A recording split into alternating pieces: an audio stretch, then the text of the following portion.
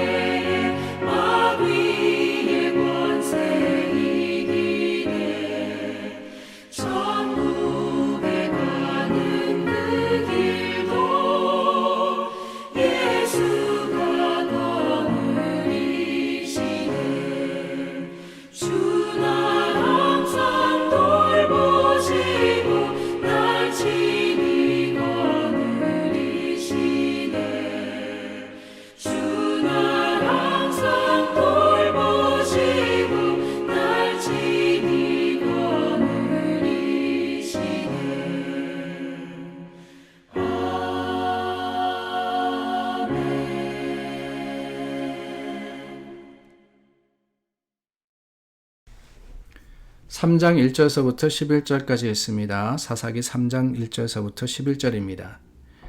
여호와께서 가나안의 모든 전쟁들을 알지 못한 이스라엘을 시험하려 하시며 이스라엘 자손의 세대 중에 아직 전쟁을 알지 못하는 자들에게 그것을 가르쳐 알게 하려 하사 남겨두신 이방 민족들은 블레셋의 5 군주들과 모든 가나안 족속과 시돈 족속과 바알 헤르몬 산에서부터 하맛 입구까지 레바논 산에 거주하는 히위 족속이라.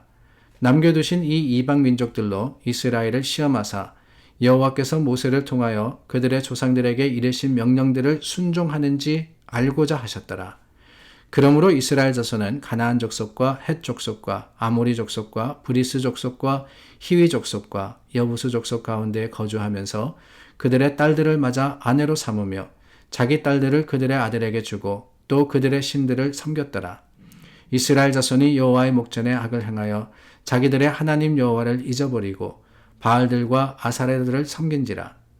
여호와께서 이스라엘에게 진노하사 그들을 메소포다미아 왕 구산 리사다임의 손에 파셨으므로 이스라엘 자손이 구산 리사다임을 8년 동안 섬겼더니 이스라엘 자손이 여호와께 부르짖음에 여호와께서 이스라엘 자손을 위하여 한 구원자를 세워 그들을 구원하게 하시니 그는 곧 갈렙의 아우 그나스의 아들 온니엘이라.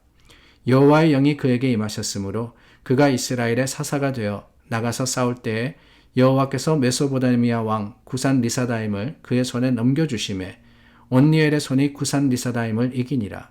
그 땅이 평온한 지 40년에 그나스의 아들 온니엘이 죽었더라.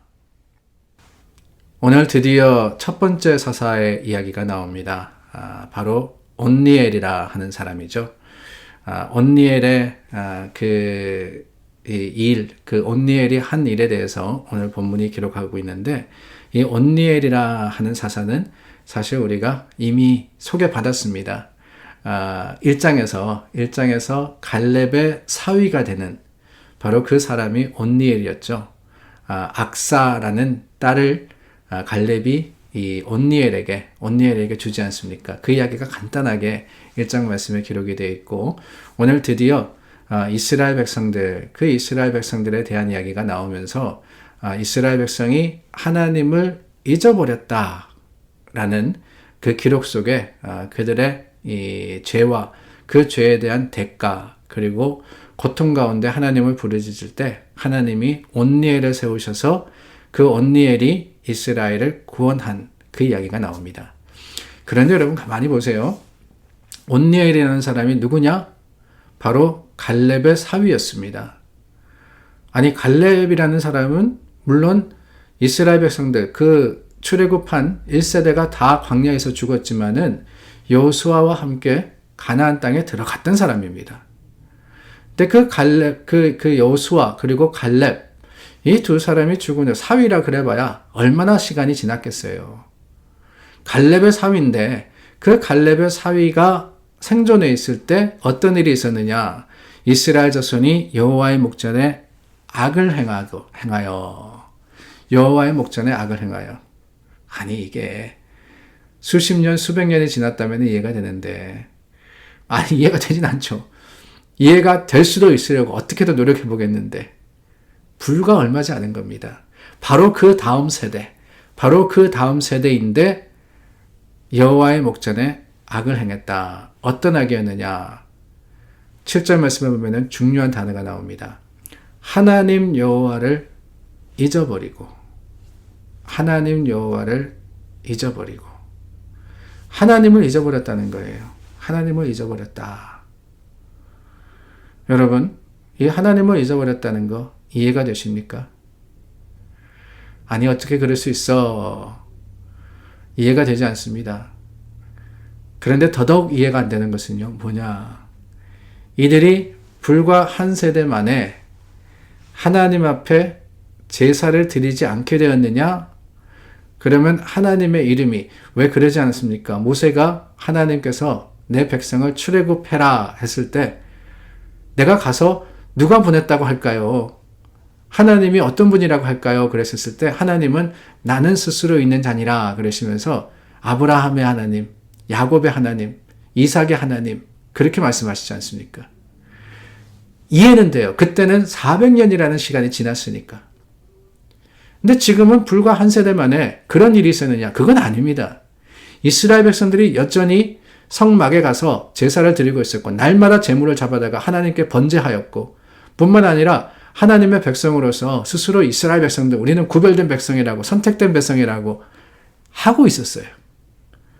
그런데 오늘 성경의 말씀은 뭐라 그러시느냐? 하나님 여호와를 잊어버렸다라고 이야기합니다. 그 잊어버렸다라는 의미가 무엇이냐? 이게 심각한 거죠. 바알들과 아세라들을 섬긴지라. 이게 참 무섭습니다. 이스라엘 백성들 날마다 하나님의 이름을 부르면서 제사 드리지만은 동시에 어떻게 하느냐? 바알과 아세라를 섬겼다라고 하고 있어요. 섬겼다. 여러분 어떻습니까?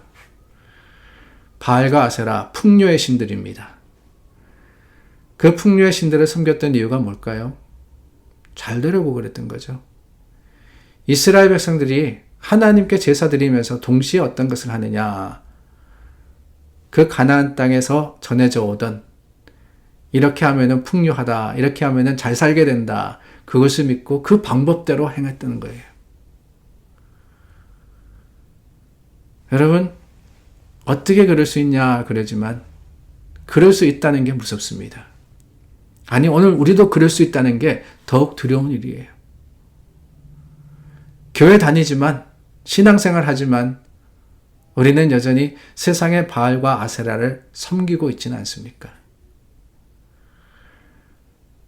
우리가 여전히 말씀 듣고 그 말씀대로 살아가야 한다 그러지만은 우리의 가치의 기준과 생각의 이 척도는 하나님 말씀에 있는 것이 아니라 내 생각과 또한 세상의 여러 가지 논리에 있지는 않습니까?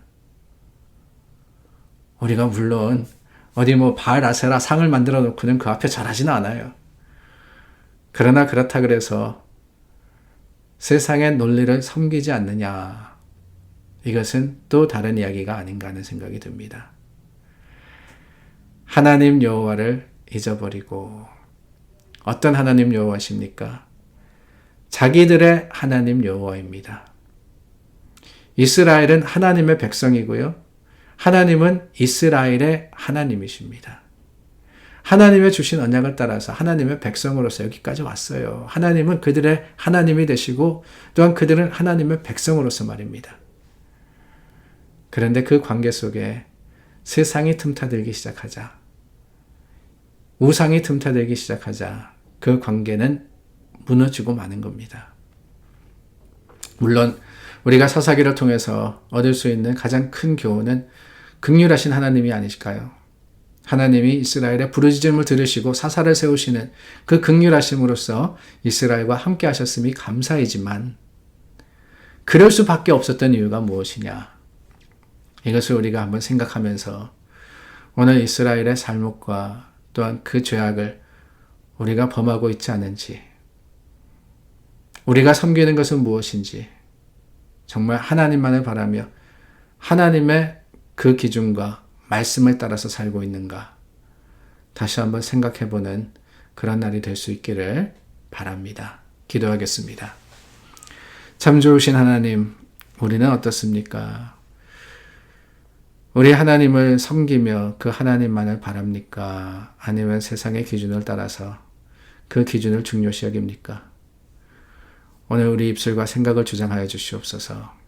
하나님의 뜻과 말씀대로 살아가게 하시고 세상의 것을 가지고 따지고 재고 그것을 가지고 싸우고 분쟁하지 않는 믿음의 사람들 삼아주시기를 원하올 때 예수님 이름으로 기도드립니다. 아멘. 오늘도 중보할 때 하나님 들으십니다. 우리가 서로를 위해서 기도할 때 그 기도가 힘이 있음을 확신하여서 주님께 아뢰는 저와 여러분 되기를 바랍니다. 기도하겠습니다.